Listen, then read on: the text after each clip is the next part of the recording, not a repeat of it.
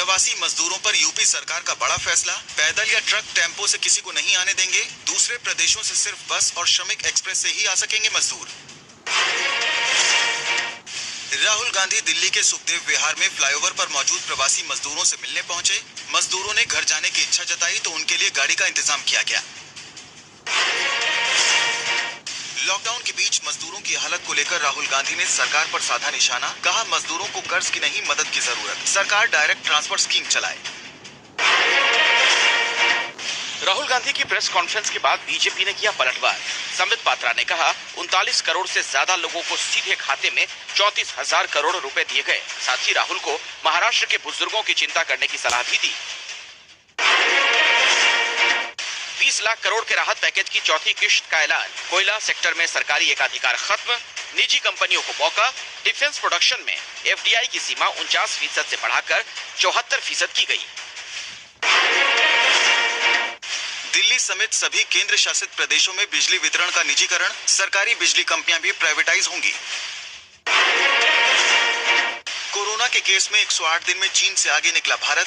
अब तक 85,000 से ज्यादा मरीज। दुनिया में संक्रमण के मामले में 11वें नंबर पर पहुंचा भारत। यूपी के औरैया सड़क हादसे में 24 मजदूरों की मौत, 35 लोग जख्मी। मजदूरों से लदे ट्रक को दूसरी गाड़ी ने मारी टक्कर। चूने से लदा ट्रॉलर मजदूरों पर पलटा। योगी सरकार का मृतकों के परिजनों को 2-2 लाख रुपए मुआवजा देने का ऐलान। बॉर्डर के दोनों एसएचओ निलंबित, प्रभारी सीओ को चेतावनी। हादसे के लिए जिम्मेदार ट्रक मालिकों और ड्राइवरों पर हत्या का केस दर्ज। पीएम मोदी ने औरैया हादसे पर दुख जताया, ट्वीट कर मृतकों के परिजनों से संवेदना जताई। बीएसपी प्रमुख मायावती ने हादसे के जिम्मेदार लोगों पर कार्रवाई करने की मांग की। मजदूरों से पैदल न चलने की अपील की।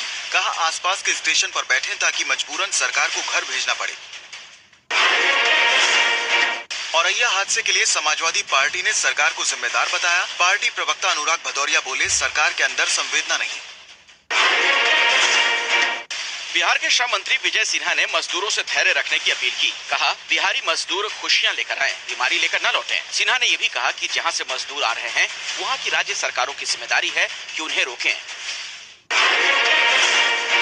बिहार के मुख्य सचिव दीपक कुमार के मुताबिक सरकार के अनुमान से कहीं ज्यादा मजदूर आ रहे हैं बिहार।